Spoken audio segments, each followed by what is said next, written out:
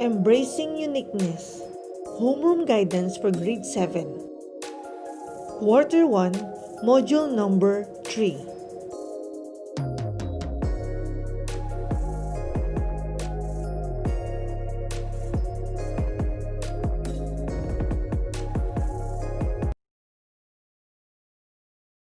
Learning Objectives.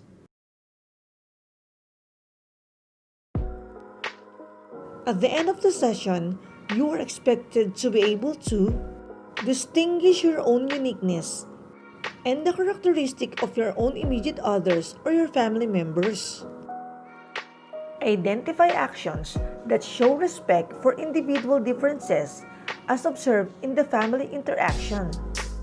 Value the importance of good relationship and individual differences. Introduction. Do you like spicy foods? Some people may answer yes, and some will automatically say no.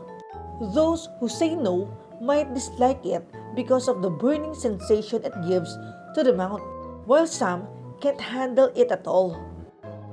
Those who say yes might really just like it very much. All of us have different tastes, different likings, as well as ways to enjoy. In this module, we will go deeper and understand how people make good relationship even with individual differences. We can also distinguish different actions of people around us that influence our improvement as a person despite the challenges in the current times. Let's try this. Uniqueness in our family. Identifying one's uniqueness starts at home. Your family is composed of different members who have differences as well. You may differ in opinions, beliefs, characteristics, and ability, but you still live in harmony. Now, copy the table below on a clean sheet of paper. Complete the table by writing your personal responses under column B. Interview at least 2 of your family members and fill in column C and column D. Answer the processing questions after accomplishing the table. Now here is the table. For letter B, give your personal answer.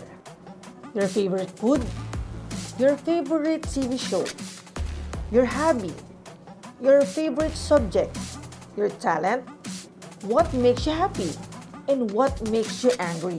For letter C and letter D, give the answers of your 2 family members. Now here is the processing questions. Number 1. Do you have the same answers as the other members of your family? What are these? For number 2, how are you different from your family members? Cite some examples. Let's explore this.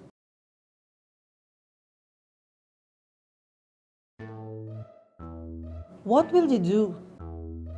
There are similarities and differences among individuals.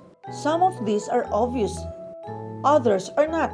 It is important to recognize and respect your similarities and differences with other people around you in order to strengthen your relationship with them. Read each situation below and answer the questions. Write your answer on a clean sheet of paper. Situation number 1. Your younger sister shows difficulty in her schoolwork and you would like to help her. However, you also need to submit your school requirements the next day. What would you do? Situation number 2. You overheard your parents talking about their plans for your future. They plan to send you in a medical school.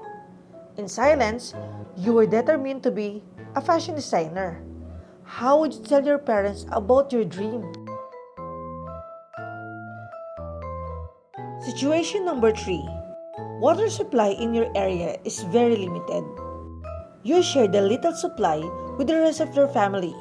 If your friend told you that you have an unpleasant smell, what would you do? Now try to answer the processing questions. Number 1, what did you consider in answering different situations? Number 2, based on your answers, how did you face your differences with other people in the situations? Number 3, is it easy to maintain a positive relationship with others despite of differences? Keep in mind, respect uniqueness. Being unique is something that you can be proud of. Could you imagine if the people in your community have the same face? That would be a challenge to determine who you are interacting with. Hence, the uniqueness of each person serves them to be recognized by others. You can easily identify your friends through their faces, preferences, gestures, and expressions. Keeping this in mind, we learn how to respect their individuality and establish healthy relationship with them. Here are some practical and effective ways on how to show respect to others' uniqueness. Recognize individual differences. As we interact with other people, we tend to compare and differentiate our personal traits, characteristics, and behavior from others. We can easily identify similarities and differences among people. It is essential that we value our individual differences so that we will be able to understand the reason behind others' personal actions, beliefs, and behavior. Acceptance of individual differences will help us in establishing healthy relationships. Empathize. To empathize means to see others' perspective, to recognize others without judgment, and to understand others' feelings. Showing empathy can help you in identifying the needs of others, in building emotional connection, and in establishing meaningful relationships. For example, you saw your classmate crying because he failed in the examination. You can empathize by listening to his concern and offer words of encouragement. Speak with kindness. Proper communication is essential in showing respect for others. The best way to communicate is through our words and actions. That is why it's important that we understand how to speak with kindness. You need to properly choose your words and timing and the tone of your voice. It is important that before we speak, we also listen. Being kind in words and in actions would lead to healthy relationships. On the other hand, shouting or being rude to others lead to misunderstanding, fighting, and broken relationships. Promote positivity. Positive words and actions can influence the quality of your relationships. Remember to use words of appreciation, gratitude, and encouragement, and show actions like smiling, nodding, or tapping the shoulder to show affirmation.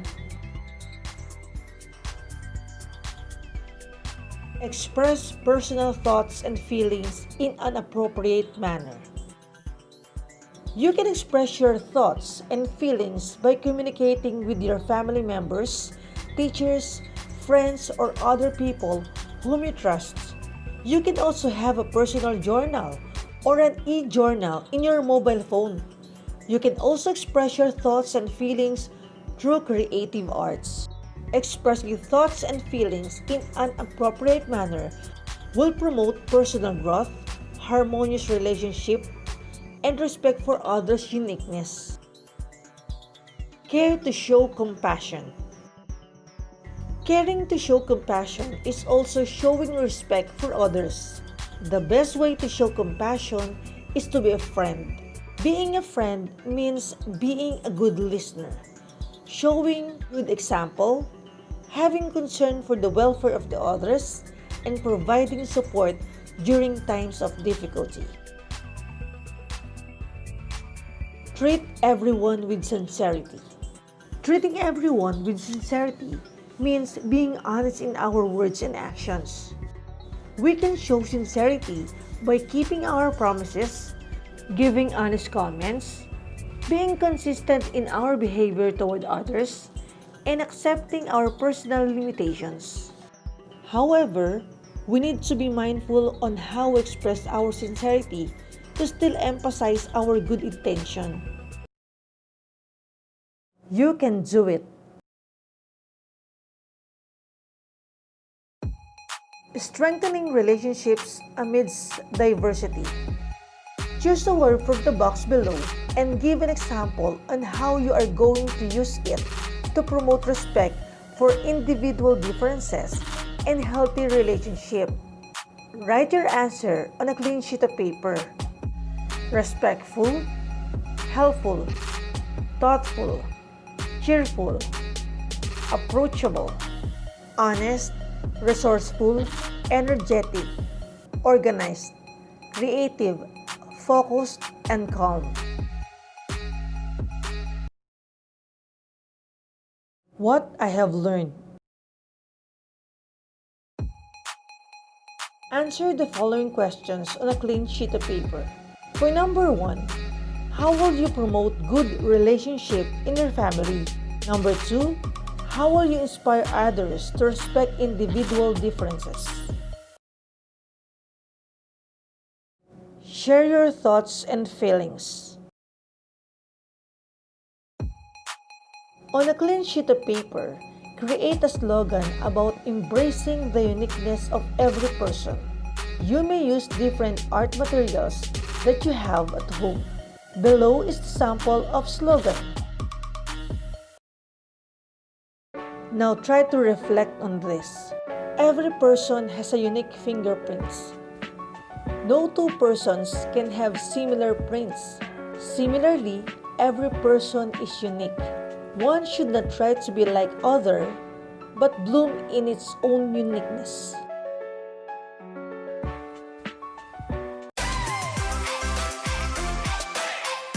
Thanks for watching.